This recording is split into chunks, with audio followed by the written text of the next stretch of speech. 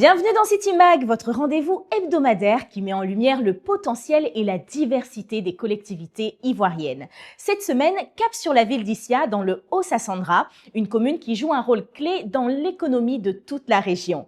Issia est une ville carrefour qui jouit de terres fertiles et d'une grande richesse culturelle. Au fil de cette émission, vous découvrirez dans le City Tour le pèlerinage annuel du sanctuaire Notre-Dame de la Délivrance, au lieu de la foi catholique à Issia. Puis dans le City Plus, nous irons à la rencontre des petits danseurs d'Issia, les gardiens d'un folklore ancestral. Nous entendrons également les habitants qui nous diront ce qu'ils pensent de leur ville. Et en exclusivité, le maire d'Issia, M. Karim Fani, nous ouvrira les portes de ses projets ambitieux pour transformer Issia en véritable pôle d'excellence. Allez, City Mag, c'est maintenant.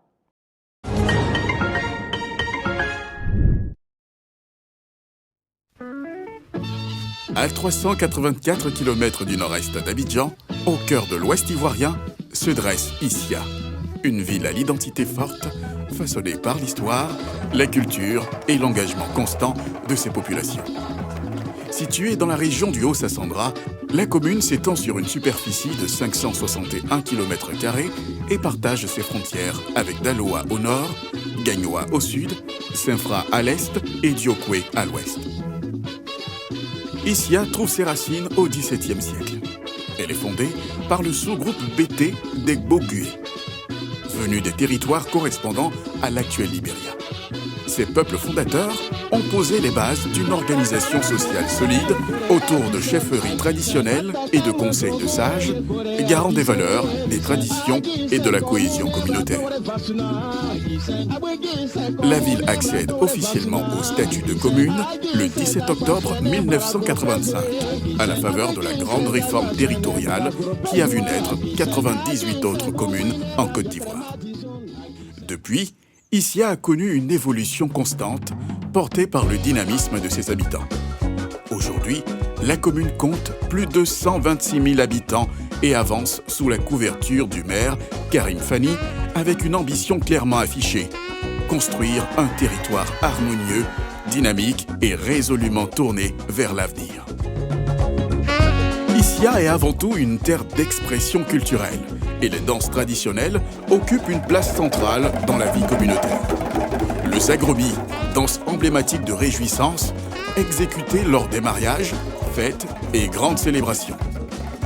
L'aloukou, rythme festif majeur du pays BT, symbole de joie collective et de communion sociale. La ville s'est illustrée bien au-delà des frontières nationales grâce aux célèbres petits danseurs d'Issia, véritable ambassadeur de son patrimoine artistique. Issia se distingue également par son institution du masque. Contrairement à certains groupes BT du Sud, les populations d'Issia ont hérité, au contact de leurs voisins Ouai, d'une tradition du masque profondément ancrée, utilisée lors de rites, cérémonies et événements majeurs. À cette richesse culturelle s'ajoute une dimension spirituelle enracinée dans le quotidien local. Issia est un haut lieu de rassemblement religieux pour les chrétiens catholiques du monde entier, avec la présence du sanctuaire marial Notre-Dame de la Délivrance.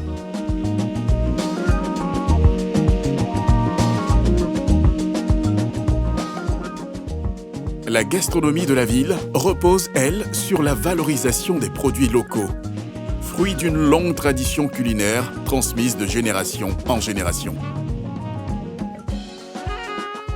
Parmi les mets emblématiques, on retrouve la sauce graine, le lokosoukwe, le souhait, le bekele.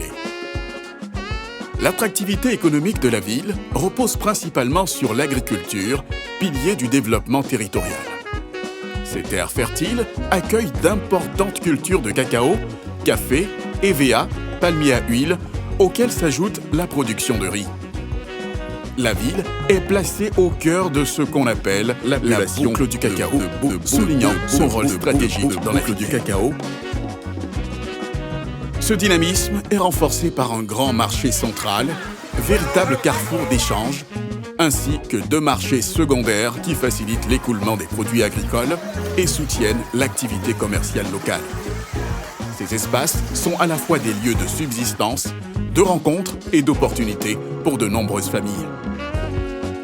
Ainsi, Issia se raconte à travers ses traditions vivantes, sa spiritualité rassembleuse, sa gastronomie authentique et son attractivité.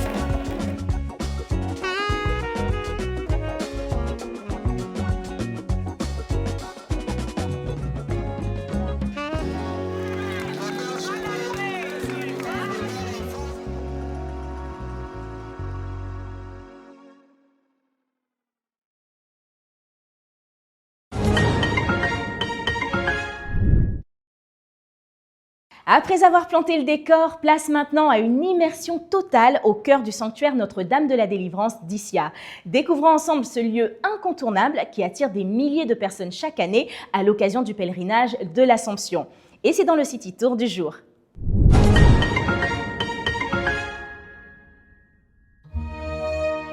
Au pied du grand rocher de la ville, un lieu transcende les croyances et rassemble les cœurs. Le sanctuaire Notre-Dame de la Délivrance d'Issia. Construit en 1988, le sanctuaire Notre-Dame de la Délivrance d'Issia devient à partir de 1990 l'un des lieux de pèlerinage marial les plus importants de la Côte d'Ivoire, attirant chaque année des dizaines de milliers de fidèles.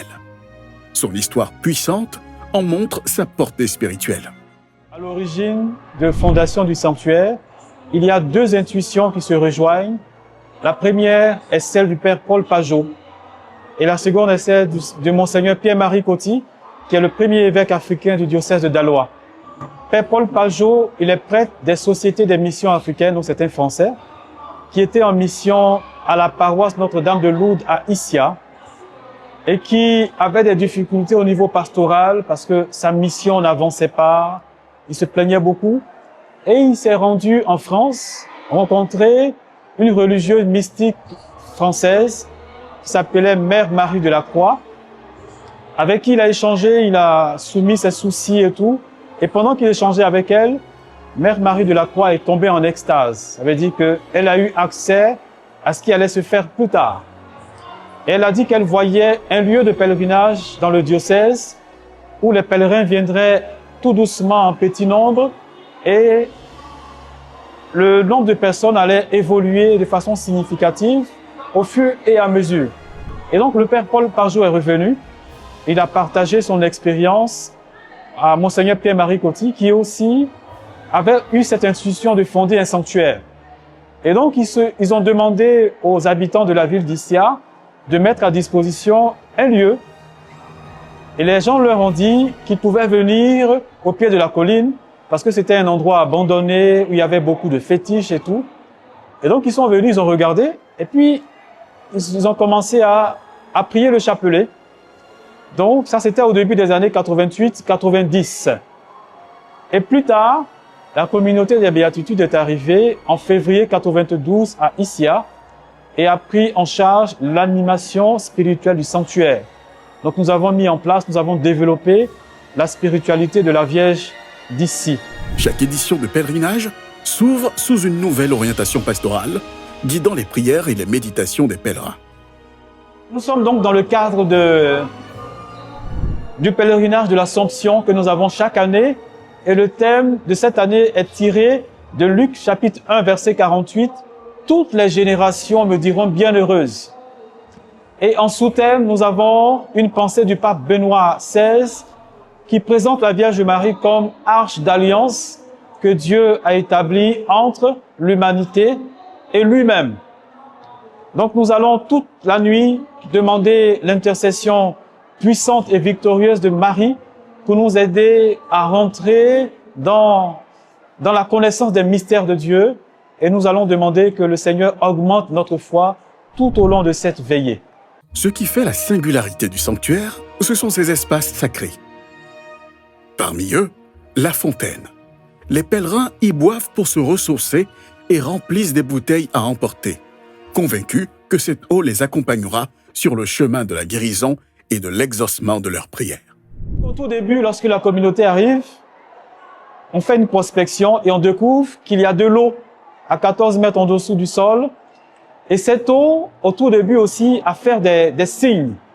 Notamment, ce musulman qui est venu de Boaké, en période sèche, qui avait entendu parler de l'eau d'Issia et qui a puisé cette eau et qui est retourné chez lui à Boaké, dans sa maison, où il avait un puits qui avait tari depuis des mois. Il a renversé quelques gouttes de cette eau et sa maison a été inondée. Quelques temps après, il est venu à Issia pour rendre témoignage. Il y a aussi cette personne malvoyante qui est venue d'Abidjan et qui a utilisé l'eau du sanctuaire de la grotte, qui s'est frotté le visage et qui a commencé à voir nettement mieux. Il y a également la grotte, qui occupe une place particulière. C'est ici, devant cette grotte chargée d'histoire et de ferveur, que s'exprime l'un des moments les plus forts du parcours spirituel, le recueillement. Cette statue a été sculptée par un musulman qui s'appelle Paul Siaka. Paul Siaka qui plus tard est rentré dans l'église. Donc à l'origine, il est musulman. C'est lui qui a eu l'idée, sous la conduite, sous l'inspiration du père Paul Pajot, qui a donné un peu les lignes directrices. Et Paul Pajot, il a sculpté cette statue qui, à l'origine, était un peu plus petite, mais après plusieurs corrections, plusieurs tentatives, nous avons eu cette statue définitive qui a été intronisée le 11 novembre 1992 en présence de la communauté des Béatitudes par Monseigneur Pierre-Marie Coty, évêque d'alors du diocèse de Daloa. C'est un lieu où hommes et femmes viennent déposer leur fardeau. Certains parcourent des kilomètres à pied, d'autres traversent les frontières des pays voisins pour y accéder. Je suis un pèlerin venant d'Issia et aujourd'hui c'est un grand jour pour nous, surtout chrétiens catholiques, pour venir honorer notre engagement avec la Vierge Marie.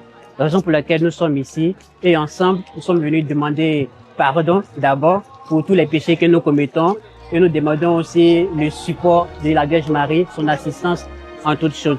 La raison pour laquelle nous sommes ici pour célébrer ensemble dans l'harmonie, dans la gaieté, dans la joie avec tous les frères et sœurs venus de toute la Côte d'Ivoire. Ici, la Vierge Marie, Notre-Dame de la Délivrance, est vue comme une mère protectrice, une figure libératrice vers laquelle les fidèles convergent avec espoir. Alors, je suis de la délégation du Burkina Faso, plus précisément celle de Ouagadougou, mais je peux estimer la délégation du Burkina peut-être au 3/5e des pèlerins à l'occasion de cette édition de ce pèlerinage. J'ai besoin à certains moments d'aller dans certains milieux où il y a des formations parce qu'il faut se dire que c'est une retraite spirituelle que nous avons eue. Et cette retraite spirituelle a consisté cette année à voir comment Marie peut nous aider à combattre les puissances occultes. Comment l'invocation de Marie peut nous protéger contre les puissances occultes. Donc les enseignements ont été donc organisés, ont été donc développés autour de ce thème principal. J'ai beaucoup appris, non seulement des enseignements donnés par les prédicateurs, et également des échanges, des partages que nous avons eus entre frères et sœurs catholiques.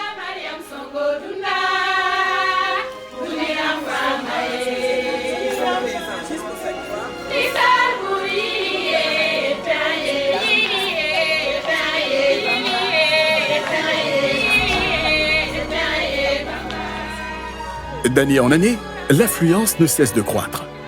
Aujourd'hui, ce sont plus de 50 000 pèlerins qui convergent vers le sanctuaire. Ainsi, pour assurer la sécurité et permettre à ces milliers de pèlerins d'effectuer aisément leur pèlerinage, les bénévoles s'en donnent à cœur joie. Nous sommes là depuis hier pour le pèlerinage. Voilà, pour aider les forces de l'ordre à organiser bien le pèlerinage. Donc nous, on est là pour essayer de fouiller les personnes qui vont venir avec des armes blanches, des trucs, voir l'alcool, la cigarette, la drogue, pour éviter toutes choses après le pèlerinage. Donc ceux qui viennent souvent avec les motos, il y a un coin où on leur dit d'aller garer les motos. Actuellement, c'est difficile parce que beaucoup d'hommes, il y a des gens qui sont têtus. Donc on fait avec la grâce de Dieu, tout va se passer bien. Je suis scout de Côte d'Ivoire. Je viens de Zoukoubou.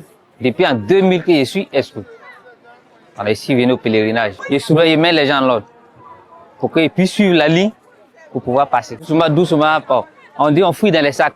Moi, je ne fouille pas. Je les mets en ordre et puis on les fouille devant là-bas et puis je rentre. Durant ces jours intenses, le sanctuaire devient une véritable ville dans la ville. C'est un moment pour les populations locales de booster leur économie. Des marchands en profitent pour exposer leurs articles. Je suis là dans le cadre du pèlerinage de l'Assomption. Voilà. Nous sommes là depuis hier et la veille va prendre fin demain. Moi, personnellement, ça me permet de prier et puis de vendre et puis d'avoir un peu d'argent. Ça me fait une entrée d'argent. Ce que je gagne pendant le pèlerinage, ça représente 2 à 3 mois de vente pour moi. Donc, c'est avantageux pour moi. Moi, je vends de la kéké. Quand on vend comme ça, il y a des clients, il y a beaucoup d'hommes, il y a des autres mecs qui quittent dans les autres pays pour venir. Donc, nous, ça nous arrange. Ça nous arrange. Nous, c'est pas là. On a 2 jours pour vendre. Mercredi, jeudi. Donc, dans les 2 jours-là, on s'assoit très bien. Ça nous fait du bien. Pendant que certains vendent, échangent ou discutent, le pèlerinage se poursuit dans le recueillement. Les pèlerins, concentrés et dévoués, vivent pleinement ces moments de prière et de méditation. C'est le début de la veillée, au bout de laquelle prendra fin le pèlerinage. La veillée se déroule dans une ambiance à la fois sereine et vivante. Les prières se succèdent, les lectures de la Bible rythment le moment et les pèlerins partagent les témoignages des grâces reçues de Marie. Des cantiques portés par la foule maintiennent l'énergie, veillant à ce que chacun reste pleinement engagé tout au long de la nuit. Je suis venue au pèlerinage pour chercher la grâce. Je viens d'ici, uniquement quartier Perdito. Donc j'invite toutes mes jeunes sœurs à venir participer. Ce n'est pas permis à tout le monde. Donc j'invite toutes mes sœurs à venir participer. Personnellement, je suis ravi, je suis édifié, voilà. Et par la prestation, par l'animation, par l'engouement et par ce qui dégage comme spiritualité. En tout cas, je repars satisfait et bien nourri, surtout de la parole et de la présence de la maman qui est permanente. Au lever du jour, la veillée prend fin et le pèlerinage se clôture avec une messe. Les cloches sonnent, marquant l'heure de la messe de clôture. Entre émotion et fatigue, les participants continuent de se ressourcer. À l'ombre de Notre-Dame de la Délivrance, les cœurs se sont ouverts et les âmes se sont élevées. 2 jours de prière et d'unité, au cours desquels les fidèles ont puisé force et espérance. D'Issia, chacun repart renouvelé, le cœur plein de paix.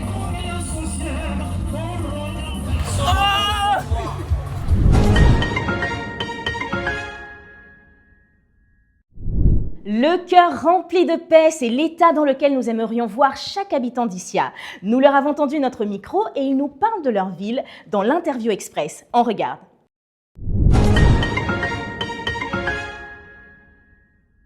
Ouais, quand je pense à Issia, je pense à la tranquillité, le fait de vivre ensemble.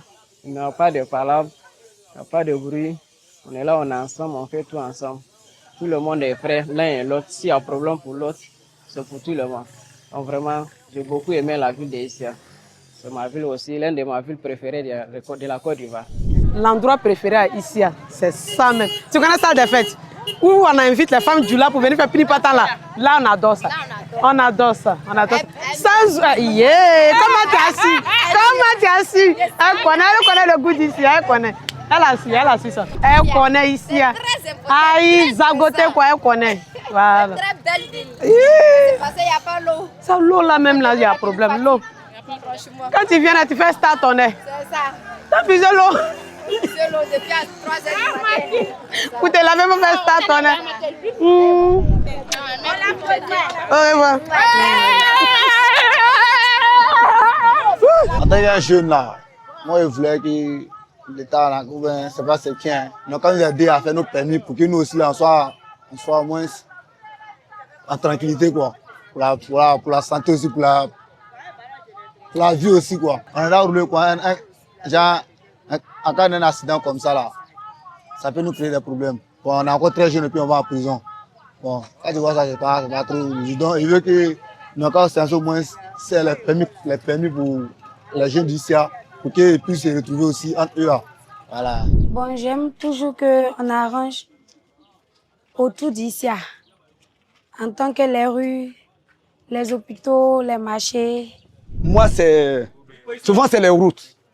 Bon, nous qui sommes vraiment un peu éloignés d'ici, bon, les routes sont dégradées. Tel que moi-même, je suis de Pézouan. Bon, de Pézouan, on va chez moi au campement.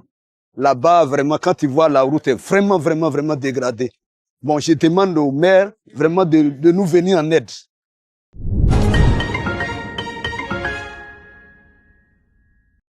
Voilà, vous l'avez entendu, les voix d'Issia sont franches et sans détour. On poursuit notre immersion avec à présent l'une des plus grandes richesses culturelles de la commune, la troupe des petits danseurs d'Issia. C'est maintenant dans le City Plus, restez avec nous.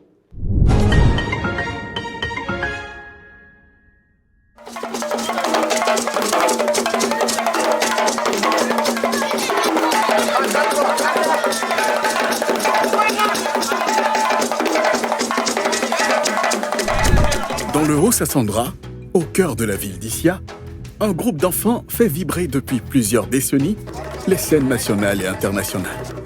Les petits danseurs d'Issia. Née en 1966, cette troupe, pas comme les autres, est bien plus qu'un ensemble artistique. C'est une histoire vivante, transmise de génération en génération, un héritage qui continue de grandir avec le temps. À ses débuts, elle rassemblait seulement quelques jeunes passionnés, guidés par l'envie de préserver les rythmes et les gestes traditionnels bétés.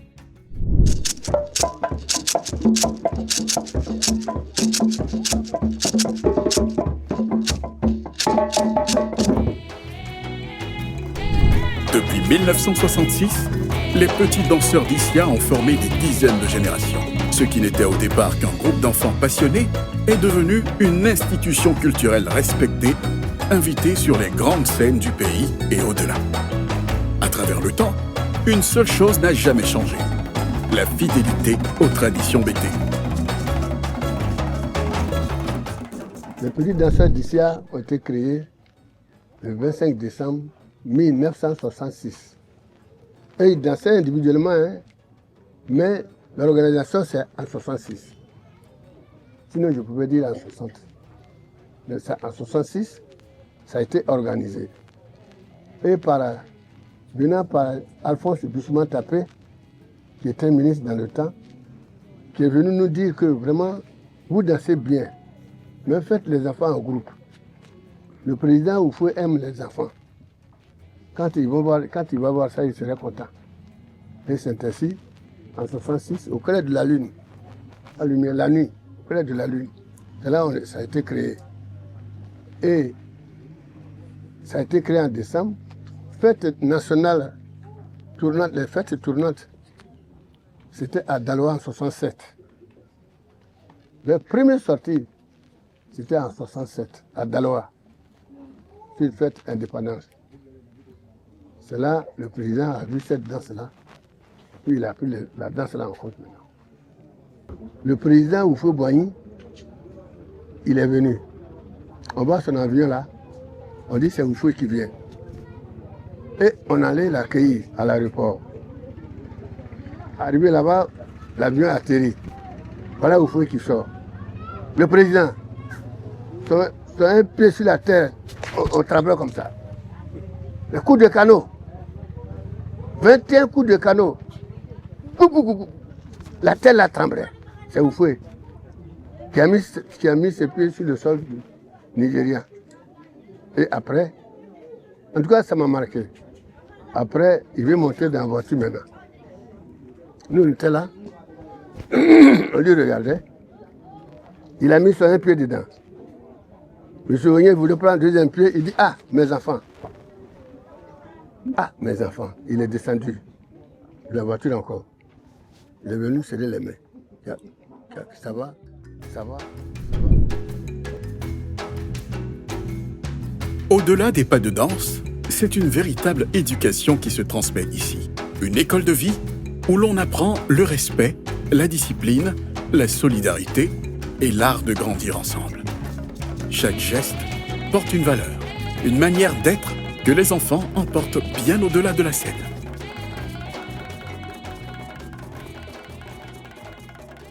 À travers la danse, d'abord, ils sont tous scolarisés.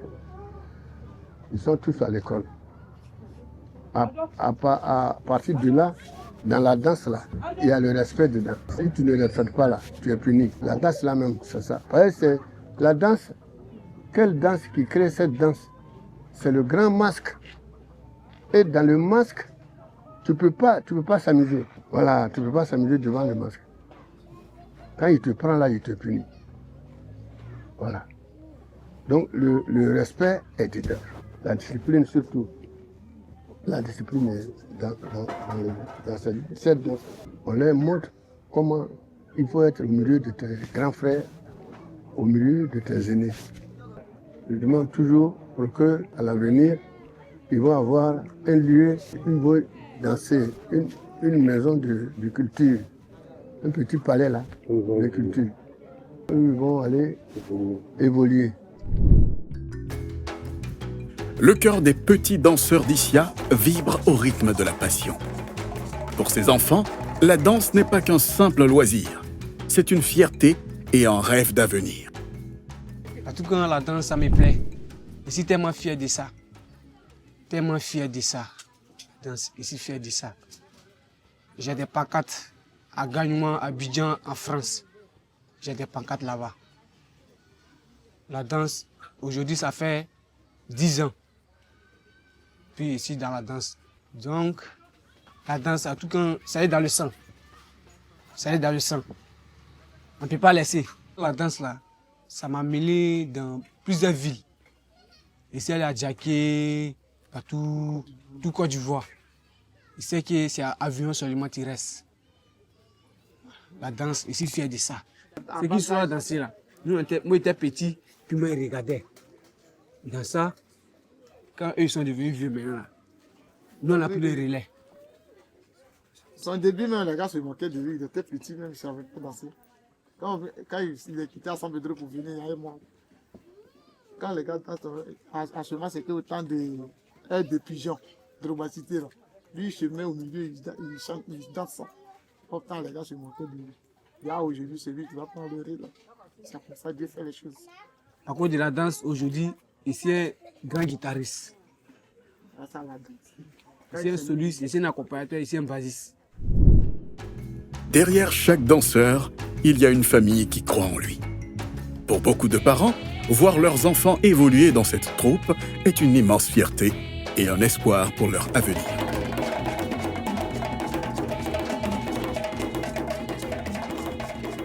Moi, je n'ai pas dansé. Dieu a donné l'opportunité à mon enfant et aujourd'hui, il est parmi eux tous. Moi, je suis fier de ça. Et moi, donné même, c'est ça qui, dans la danse là, c'est ça qui le mettait à l'école. Moi, je ne paye rien. L'État a pris l'enfant à charge et moi donné. On ne peut pas, tout ce que Dieu fait est bon aussi. Il peut ne pas réussir à l'école, il peut réussir aussi dans la danse. Donc, notre village est béni pour ça. Mais tu prends un enfant de 1 an, 2 ans, il va danser dessus. Donc, c'est un don que Dieu a donné à notre village. Ça a duré depuis fort longtemps. Donc, on est dans ça. On ne peut pas obliger à un enfant de ne pas danser. Parce que nous, on a trouvé ça. On va laisser ça encore.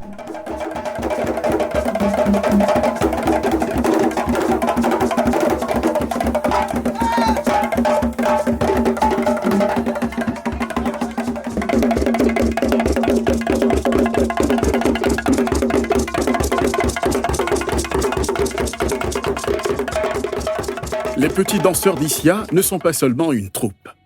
Ils sont la mémoire, le présent et l'avenir d'un patrimoine précieux. À Issia, la danse n'est pas un simple art. C'est une identité qui se transmet de génération en génération.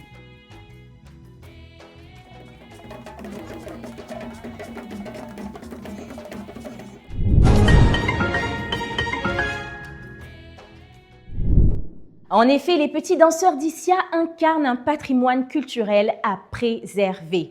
Nous allons à présent à la rencontre de M. Karim Fani, premier magistrat de la commune d'Issia. Entre réunions, échanges avec la population et instants de réflexion et de partage, il nous ouvre les portes de sa mairie le temps d'une journée dans le City Meet.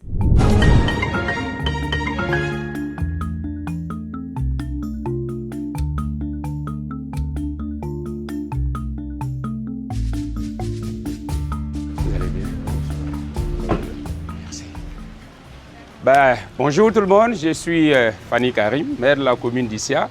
Aujourd'hui, je vais vous prendre avec moi pour m'accompagner dans une journée totalement ordinaire dans l'exercice de mes fonctions au quotidien.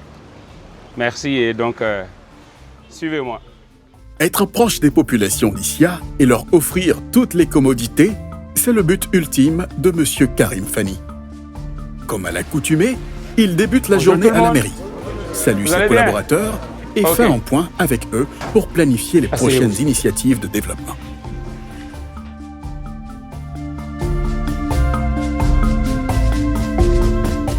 Le point est fait au bureau. Maintenant, vous allez nous suivre. Nous allons donc au centre-ville où des travaux de nettoyage, d'entretien et d'assainissement sont en cours avec les jeunes des TIMO que nous avons recrutés récemment. C'est les jeunes gens qu'on a recrutés dans le cadre des travaux de haute intensité de main-d'œuvre, voilà, dernièrement pour le nettoyage de la ville. C'est aussi, ça va en ligne avec la création d'activités génératrices de revenus du ministère de la Jeunesse et de l'insertion pour les occuper sainement. Après la réunion, M. Fani et son équipe partent à la rencontre des agents de TIMO, échangeant avec eux sur les projets en cours et sur les besoins de la population. Bonjour tout le monde. Bonjour. Venez. Faites une petite pause pour que je vous dise bonjour. Venez. Comment vous allez? Ça va. Ça va bien? D'accord. Bien. Je suis juste venu pour vous saluer. Vous le faites ici chaque jour. Depuis que vous êtes en activité, regardez la propriété de notre ville. Et donc je voudrais, ensemble avec tous mes collaborateurs, juste nous arrêter ce matin pour vous dire bonjour. Félicitations à vous, beaucoup de courage. Et donc on est là pour vous dire merci. Vous dire qu'on sait ce que vous faites et nous sommes très heureux.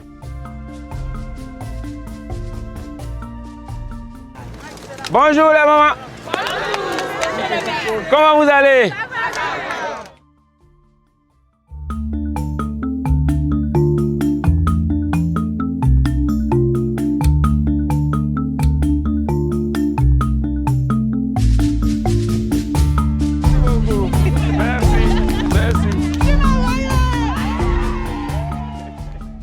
Direction ensuite le quartier Cocotéret, où le maire a supervisé l'identification des voies à électrifier, une étape cruciale pour améliorer le confort et la sécurité des habitants. L'énergie et l'attention de M. Fani ont été palpables, car chaque détail compte pour son équipe et les populations.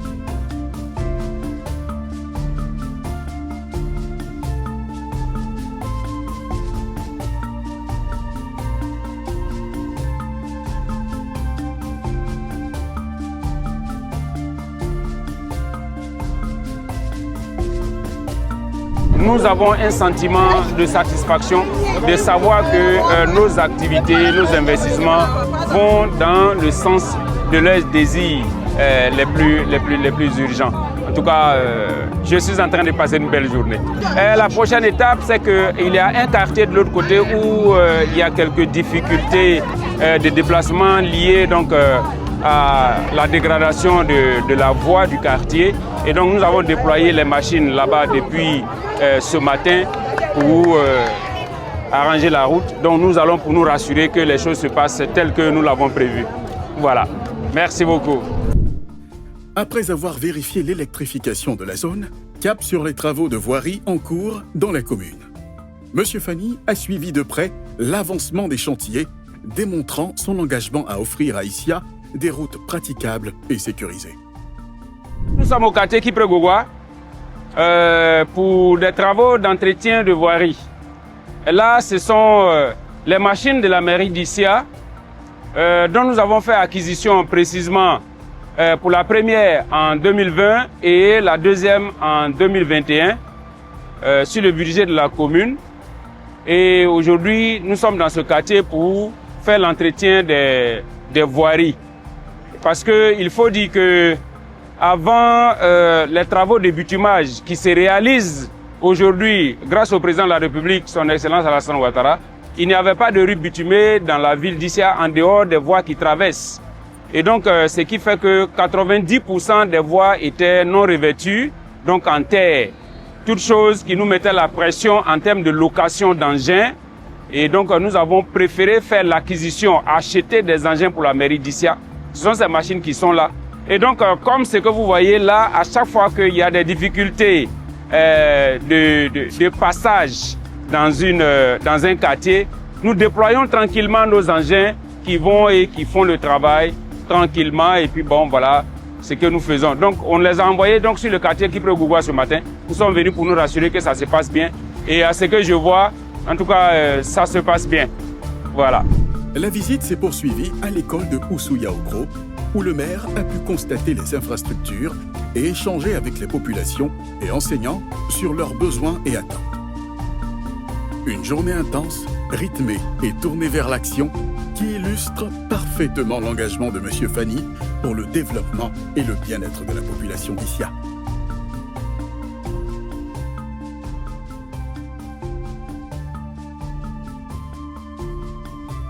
Ok, non, ça c'est bon. Ça c'est bon. Oh, oui. Oui. Merci hein, pour le tableau. Il est suffisamment large, il est suffisamment long. Ça facilite la tâche de l'enseignant. Merci beaucoup. Merci, merci. C'est pour vous. Quand on va finir, vraiment, il faut prendre soin. C'était là donc la dernière étape de notre tournée de ce matin. Je le répète, journée ordinaire, c'est-à-dire que c'est à ça que notre quotidien est occupé à chaque fois que les missions nous permettent d'être là. Et donc, voilà, merci de nous avoir accompagnés donc, à travers cette lourde journée. Et donc, à très bientôt. Et nous continuons ce pourquoi les populations ont porté leur choix sur nous.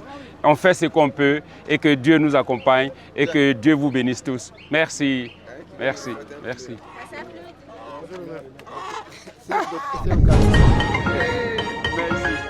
Merci beaucoup. Vous venez de suivre le maire d'Issia, M. Karim Fani, dans son quotidien. Rendez-vous à présent dans l'interview du City Meet pour en savoir davantage sur la personne, son parcours et sa vision pour Issia. Monsieur Fani Karim, Monsieur le maire, merci de nous accorder cet entretien exclusif qui va nous permettre d'en savoir un peu plus sur l'homme et sur la vision que vous portez pour la commune d'Issia. Mais avant cela, on va faire un petit tour d'horizon sur votre parcours. Vous êtes né en 13 décembre à Daloa, vous avez 2 frères et 4 sœurs, vous êtes vous-même marié et père de 4 beaux enfants. Vous faites le lycée moderne de Boundiali, puis en 1999, pour compenser une année blanche, vous tentez le concours de l'école normale supérieure, un peu comme ça, vous le réussissez et vous devenez professeur d'anglais. Métier que vous exercerez pendant 15 années avant d'être promu en 2018 au rang d'inspecteur principal de l'enseignement secondaire. Alors, on va rester sur votre jeunesse, sur votre parcours avant la mairie. Quelles ont été justement les figures qui vous ont le plus marqué au cours de votre jeunesse? Les figures emblématiques, je dirais. Ok, merci bien à vous. Pour dire quelle figure nous a le plus marqué, ça va peut-être vous surprendre, mais c'était mon père à moi. C'était mon père à moi parce que c'était un père, je dirais aujourd'hui, exagérément rigoureux, assez sévère, qui ne plaisantait pas sur notre éducation. Mais si je dis que ça m'a marqué, c'est parce que j'ai fini par partir très tôt, parce qu'après l'école primaire donc, à Daloa, vous l'avez si bien dit, je suis déjà parti pour la 6e à Boundiali. Et de la 6e jusqu'à ce que je me retrouve un jour dans un chez moi j'ai dû vivre chez au moins auprès de 5 familles, comme des familles d'accueil. Et je dirais que c'est la rigueur de mon papa qui m'a permis de traverser toutes les péripéties qu'on peut vivre chez une famille d'accueil lorsqu'on n'est plus chez sa maman, lorsqu'on n'est plus chez son père. Et jusqu'à aujourd'hui, je dirais que mon père et ses souvenirs et ses conseils sont encore dans ma poche, un peu comme une sorte de cahier de leçons que je traîne avec moi et qui m'essaie encore chaque jour au quotidien. D'accord, donc un père qui demeure une figure inspirante dans votre parcours jusqu'aujourd'hui. D'accord. Avant la politique, quelles étaient les compétences transversales, je dirais, qui vous servent encore aujourd'hui? Vous avez été professeur d'anglais pendant 15 ans. Qu'est-ce que vous avez pu garder qui vous est toujours utile aujourd'hui? D'accord. Déjà, il faut dire que dans le milieu de l'éducation nationale, j'ai été connu comme grand syndicaliste. Voilà, j'ai fait beaucoup de syndicalisme. J'ai même été membre fondateur d'un des syndicats du secteur éducation-formation qui est encore même existant aujourd'hui. Et donc ça, c'est quelque chose qui m'a beaucoup marqué et quelque chose, je peux dire, qui m'a outillé. Et au-delà de ça, au niveau de l'éducation nationale, quand même, c'est un métier assez noble. D'autres diraient que c'est un sacerdoce, mais c'est un métier où vous donnez d'abord le modèle, puisque c'est un métier à 99%, c'est donner des leçons, donner des directives, donner des conseils. Et donc, à force, vous finissez vous-même par faire attention quand même à ce que vous faites, parce que vous finissez par être impacté par les conseils que vous donnez aux uns et aux autres. Et puis au-delà de ça, l'enseignant, le bon enseignant, c'est celui qui est rigoureux. Voilà. Et donc quand vous avez fait ce métier pendant 15 ans, vous finissez par être quelqu'un d'assez rigoureux. Incompris, peut-être autour de vous souvent, on pourrait vous considérer comme quelqu'un d'un peu trop sévère, mais c'est de la rigueur. Donc voici un peu les quelques 3 traits que je peux dire qui me permettent aujourd'hui d'exercer avec assez de maîtrise, en tout cas la grosse responsabilité que la commune d'Issia a fait le choix de me confier. Très bien, donc l'engagement pour une cause en laquelle on croit, l'exemple, donner l'exemple, et enfin, la rigueur. C'est ça. Très bien. Alors, monsieur le maire, vous exercez actuellement votre 3e mandat à la tête de la mairie d'Issia depuis 2013. Oui. Depuis votre arrivée, quel a été votre plus grand défi? Quel a été le plus grand défi auquel vous ayez eu à faire face? Le plus grand défi, vous savez, Issia n'est pas une localité spécifique. Elle répond, la ville d'Issia et la commune d'Issia répond aux mêmes caractéristiques que l'ensemble des communes de Côte d'Ivoire. Les défis sont pratiquement les mêmes. Ce sont les mêmes besoins existentiels des populations en termes d'infrastructures, de l'eau, de l'électricité, de la voirie, de l'éducation, des infrastructures sanitaires, etc., etc. Ça reste toujours un défi parce que le développement ne sera jamais un temple achevé, ça restera toujours un chantier. Voilà, donc pour nous, c'est... à chaque jour suffit sa peine, chaque jour il y a des problèmes à régler, mais nous pouvons aujourd'hui nous satisfaire d'avoir trouvé des solutions à des besoins assez essentiels en termes de voirie, en termes d'électrification également, et nous avons aussi amélioré fortement donc, les capacités d'accueil des infrastructures scolaires.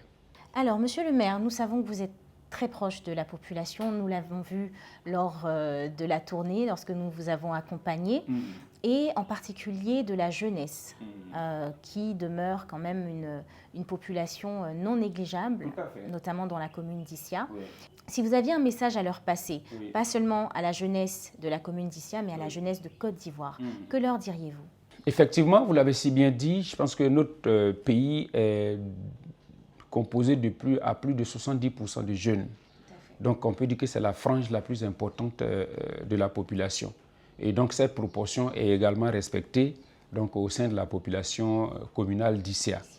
À cette jeunesse, nous demandons beaucoup de responsabilités. Beaucoup de responsabilités, beaucoup d'engagement, et que les jeunes se fassent véritablement des ambitions nobles et qu'ils poursuivent jusqu'à leur réalisation. Et que les ambitions qu'ils se donnent, qu'ils y mettent de la passion. parce que ça se dit. Aucune grande œuvre ne peut s'accomplir sans passion. Pour ceux d'entre eux qui ont des diplômes et qui veulent embrasser un métier, il faut qu'ils s'y mettent. Qu'ils s'y mettent et que, quand j'ai dit responsabilité, que les jeunes arrêtent de penser que je suis allé à l'école, j'ai des diplômes, il faut forcément qu'un tonton puisse m'aider, une tante puisse m'aider à réussir à un concours. Je leur demande de s'engager pour faire aboutir les résultats. Pour ceux qui ne sont pas allés à l'école, qu'ils cherchent à s'engager dans des activités qui les passionnent. Quand vous êtes passionné par quelque chose, peu importe les difficultés, vous allez y arriver. Et à côté de cela, nous avons une jeunesse responsable et respectueuse. Donc, si nous devions retenir 4 valeurs que vous conseilleriez à cette jeunesse, ce serait l'ambition, la passion, la responsabilité et le respect. Nous arrivons à la fin de notre entrevue, Monsieur le maire. Voilà plus d'une décennie que vous exercez au sein de la mairie d'Issia. Oui. À la fin de votre mandat, que souhaiteriez-vous que les populations retiennent de votre mission et de votre personne?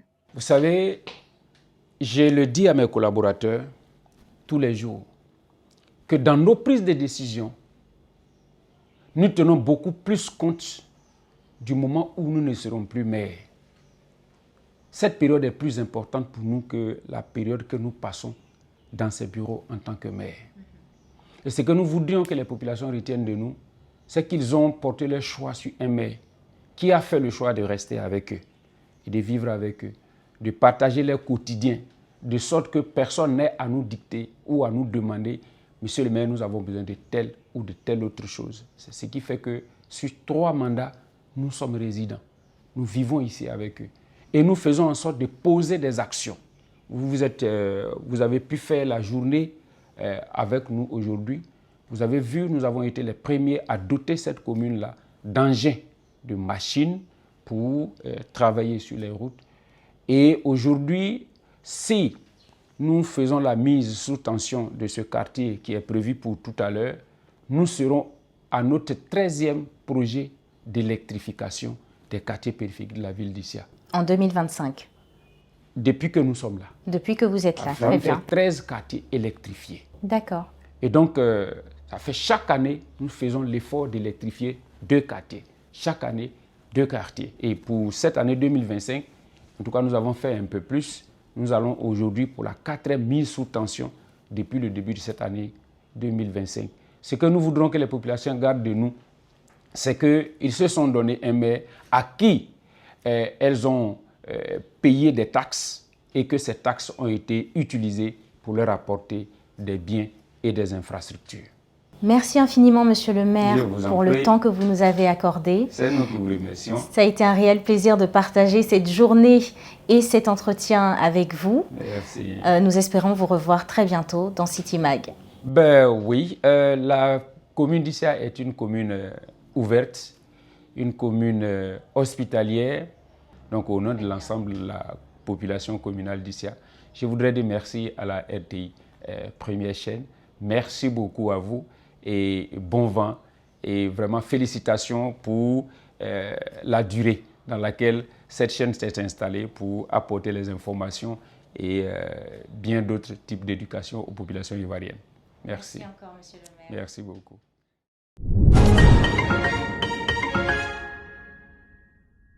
Et voilà derrière l'élu un homme passionné et attaché à sa commune. Merci Monsieur le maire pour cet échange. Merci à toutes celles et ceux qui ont ouvert leurs portes et leurs histoires à cette édition de City Mag dans la ville d'Issia. Enfin, merci à vous, chers téléspectateurs, de nous avoir suivis. On se retrouve très vite pour une nouvelle immersion au cœur de nos collectivités territoriales dans City Mag.